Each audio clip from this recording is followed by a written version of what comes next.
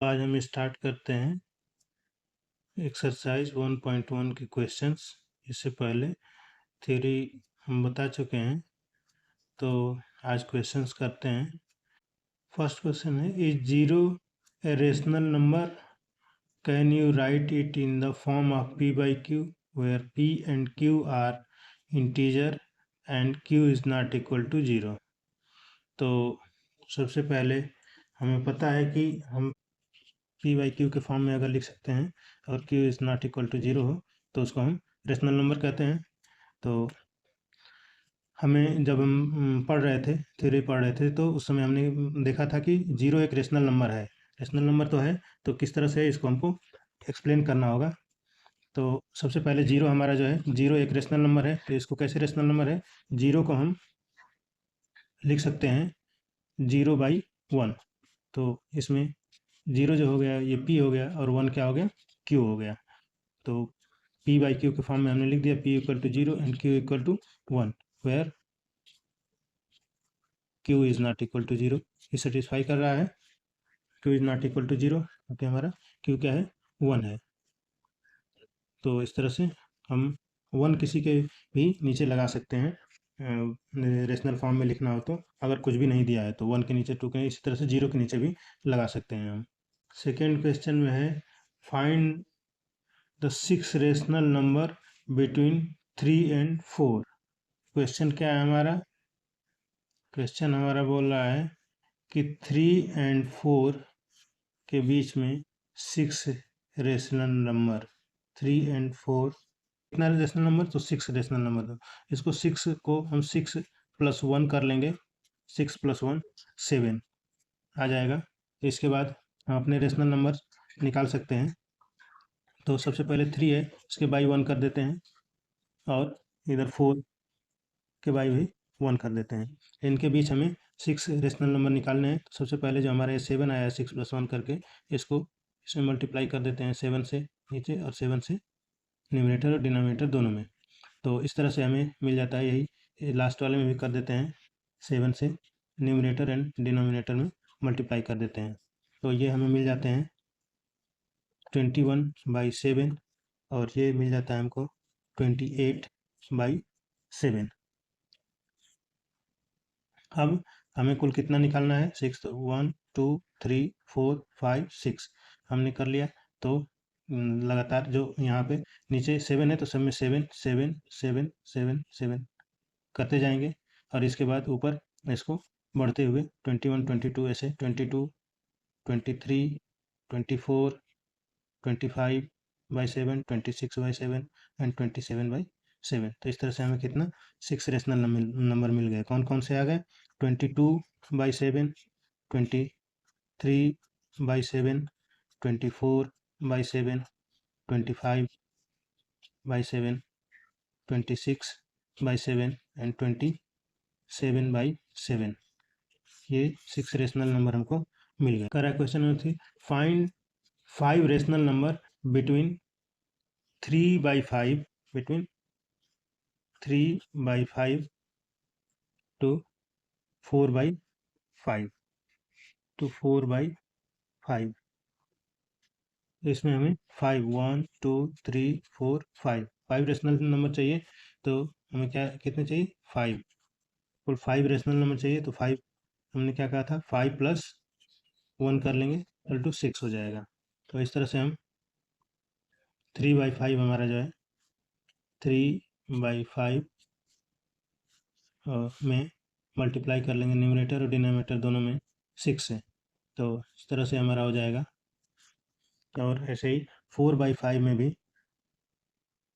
4/5 में न्यूमरेटर और डिनोमिनेटर 6 से मल्टीप्लाई कर लेंगे, तो हमें कुछ मिल जाएगा ऐसे, 6 3 18, 18 हो गया, 30, अच्छा 30 हो गया। तो इस तरह से यहाँ पे हम 1 2 3 4 5, इसके बाद इसको देख लेते हैं, 24/30 ये कर लेंगे। तो अगर हमारे पास जो 30 आया है, तो 30 सबको डिनोमिनेटर में लिख लेंगे, 30 30 30 30 और ये 30 हो जाएगा। इसके बाद इसको हम एक एक ऐड करते जाएंगे। 18 के बाद 19, 20, 21, 22, 23, 24। तो इस तरह से 1 2 3 4 5 हमारे पास 5 रेशनल नंबर मिल गए। 5 रेशनल नंबर हमें मिल गए।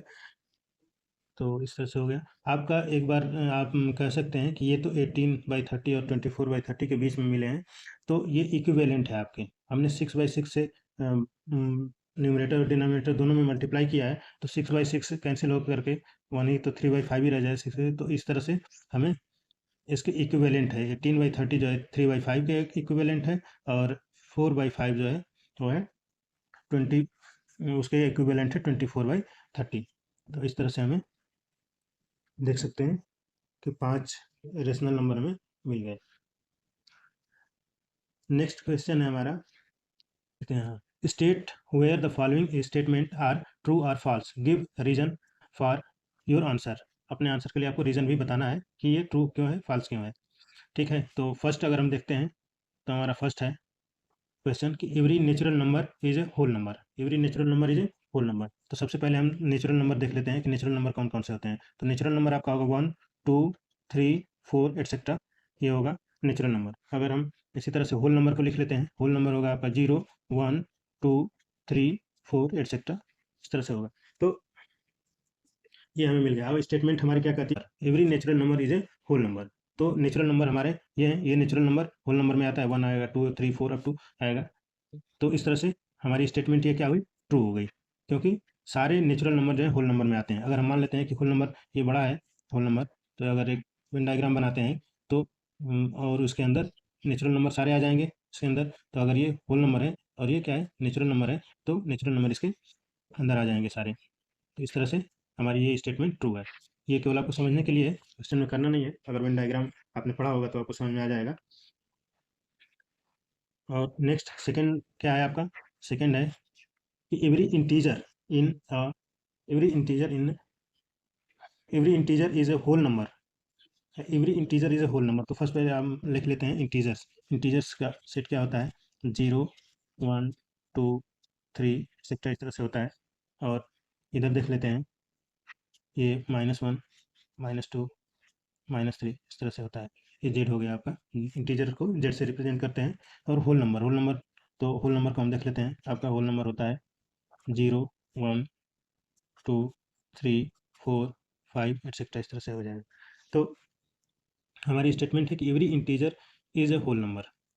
तो होल नंबर में 0 1 2 3, ये 0 है 1 2 3 ये सब तो है, पर हमारे पास अगर हम ले लेते हैं -2, तो -2 क्या होल नंबर में है, नहीं है। -1 क्या होल नंबर में है, नहीं है। तो इस तरह से हम देख रहे हैं कि सारे इंटीजर जो है वो होल नंबर में नहीं आते हैं, कुछ इंटीजर होल नंबर में आते हैं और सारे इंटीजर नहीं आते हैं। तो हमारी सेकेंड स्टेटमेंट क्या हो गई, फॉल्स हो गई।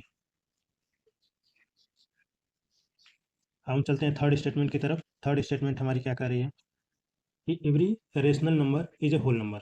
Every rational number is a whole number. तो सबसे पहले हम यहाँ पे देख लेते हैं थर्ड स्टेटमेंट में कि होल नंबर क्या होते हैं। होल नंबर हमारा 0 1 2 3 4 ऐसे होगा, होल नंबर होता है। अगर हम एक रेशनल नंबर कोई भी ले लेते हैं, फर्स्ट सेकंड कोई भी, 1/2 ही ले लीजिए। 1/2 एक रेशनल नंबर है, ये फ्रैक्शन में है, क्योंकि होल नंबर जितने हैं वो भी रेशनल नंबर हैं, क्योंकि इनके बाई वन कर सकते हैं। तो ये तो ठीक है, रेशनल नंबर है, मगर क्या सारे हैं, तो इसके लिए देखने के लिए हमने 1/2 ले लिया। 1/2 एक फ्रैक्शन ले लिया, तो ये तो p/q के रूप में लिखा हुआ है, तो डेफिनेटली ये रेशनल नंबर है, जहाँ पे q 0 भी नहीं है, तो ये रेशनल नंबर है। पर क्या ये होल नंबर में आता है, तो नहीं, ये होल नंबर में हमें नहीं मिलता है। 1/2 होल नंबर में नहीं, इसी तरह से 3/2 भी ले लें तब भी होल नंबर में नहीं मिलेगा। तो हमारी थर्ड स्टेटमेंट जो है वो भी फॉल्स है, क्योंकि every rational number is a whole number नहीं है, ये स्टेटमेंट फॉल्स है। तो इस तरह से हमारा आज फर्स्ट चैप्टर 1.1 खत्म हुआ। इसमें केवल 4 ही क्वेश्चन है। नेक्स्ट हम आपको अगला बताएंगे 1.2, जिसमें कि रेशनल नंबर के आगे काम पढ़ेंगे, जिसमें कि रेशनल नंबर वगैरह होंगे। तो इसको हम आगे देखते हैं कि किस तरह से होगा। नेक्स्ट डे इसको हम करेंगे।